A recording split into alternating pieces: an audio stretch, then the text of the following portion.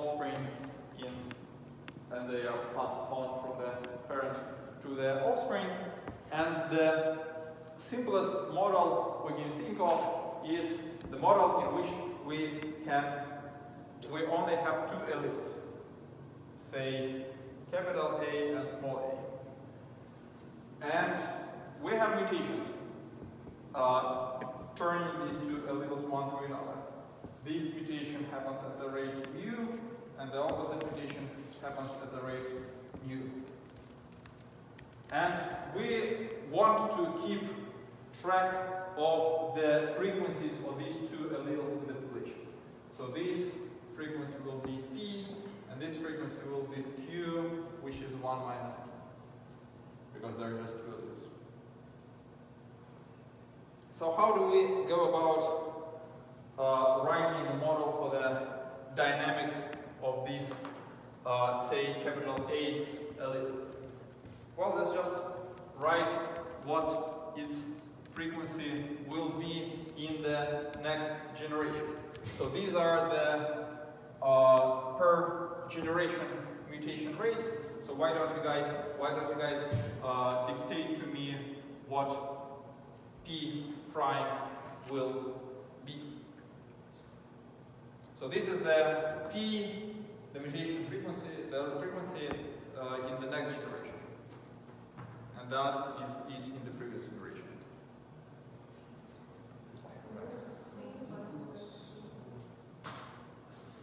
So P times what?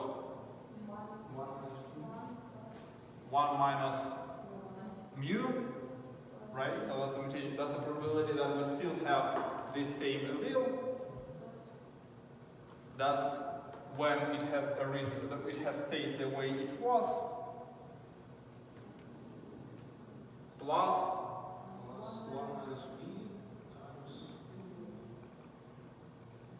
1 minus P times mu.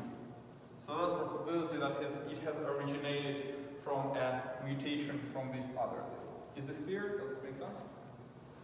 Okay. So we can solve that.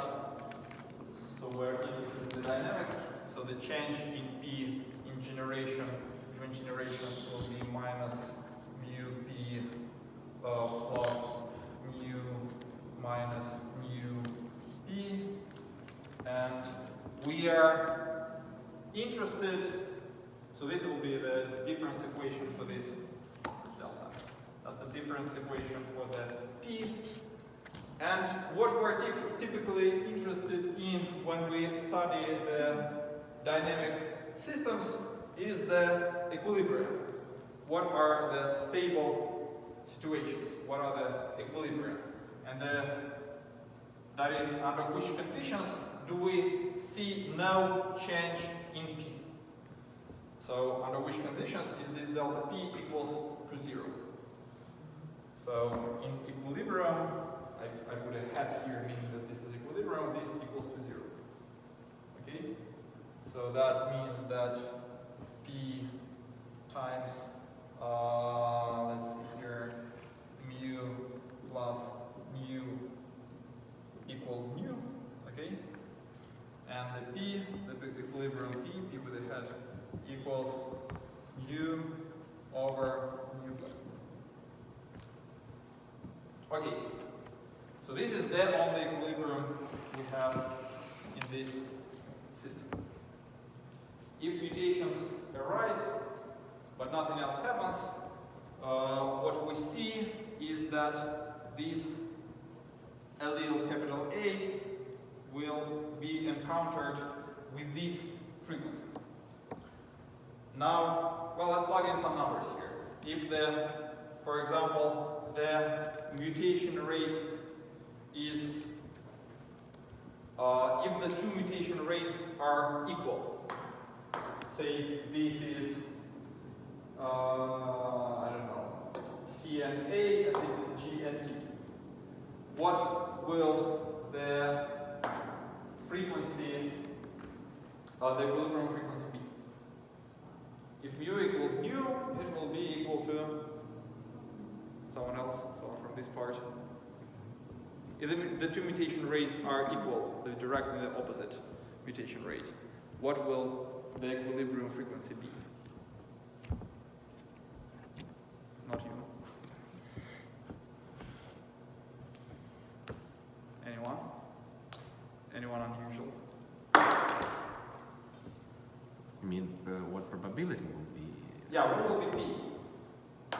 In case of equilibrium? Yeah. With the equal two mutation rates. 1/2. 1/2. Okay, is it clear to everyone? So if these two numbers are equal, so this is x divided by 2x, or 1/2. That much is clear. So that, I mean, that's no surprise, right? If the mutation rates are the same, what you end up equilibrating at is the equal content of the two nucleotides. So if you have some frequency of, okay, so this is P, no matter if these mutation rates are equal, no matter what nucleotide frequency you start with, you go down to 1, or you go up to 1. Does it make sense? So is this a stable equilibrium or an unstable equilibrium? It's stable. How do we know? Perhaps not the biophysics department people. How do we know if its equilibrium is stable or unstable? How can we tell it right away? By just looking at this. Actually, we can rewrite delta P more conveniently as minus P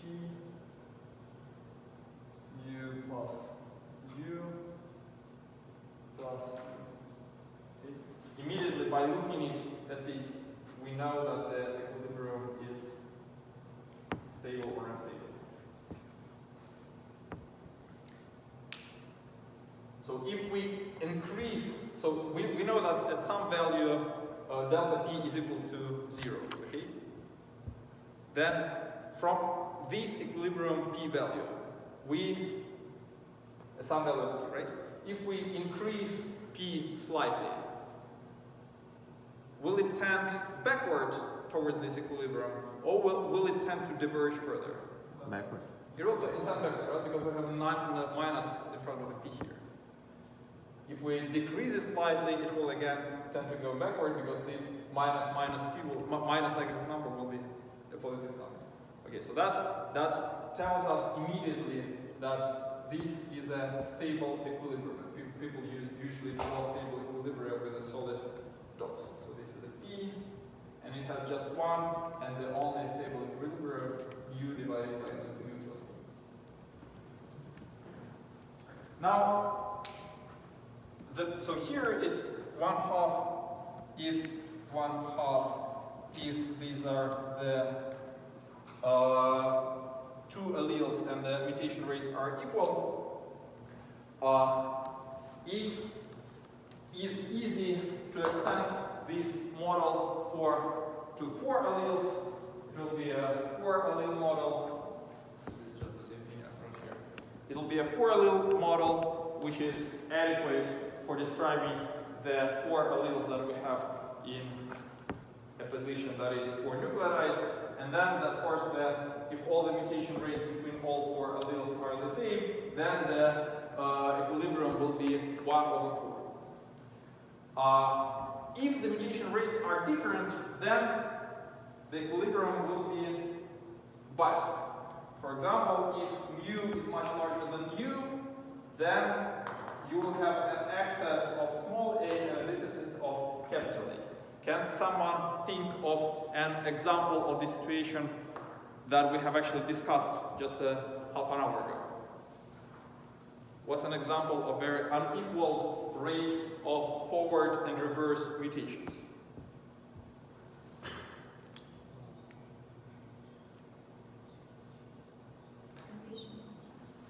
Transitions are the rate of transitions is increased, but they are uniform. The A to the G, the A to G mutation happens at the same rate as the G to A mutation. Say it again? CT from CPG, right? So the CPG dinucleotide mutates to CPT much faster than the reverse mutations happen, right? So if this, for example, is CPG and this is non-CPG, then the equilibrium will be very much shifted away from the CPG, so we will have a deficit of CPG dinucleotides in the genome, something that we observe directly. And actually, just by looking at the frequency of, so the first time people guessed that CPG is mutating very fast was just by looking at the genome and seeing that it is underrepresented in the genome. We can also use more fancy definitions of the mutation of the pairs of alleles. For example, we can define A as the normal wild type genotype and small a as any pathogenic genotype, any types of genotype that has arisen due to a pathogenic mutation. And then the equilibrium since there are so many different mutations that can disrupt our genome, then the equilibrium will be very much shifted towards these deleterious variants.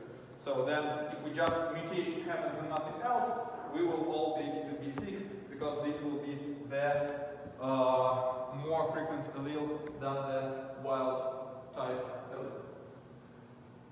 We can also ask how rapidly is this equilibrium reached. And this is so for that we can solve this, so turn this into a difference equation into a differential equation again and solve for the for P, and we obtain this. One thing I need to mention is that this model is very similar to a model we have discussed previously. It's even something a little bit simpler than what we've discussed previously. Does it remind you of some other model we've talked about? What was the model? Jukes-Cantor model. Jukes-Cantor model, right? So the model is similar. The meaning, however, is pretty different. There we have been talking about the divergence between species and about accumulation, how the substitutions, how the differences between species accumulate in time. Here we're instead talking about how the mutations accumulate within a single population. There does not have to be any evolution here. So what we're asking is, well, how much time does reaching this equilibrium take? And what we see is that it strongly depends on the order of time is that at which the mutations occur. And we have just discussed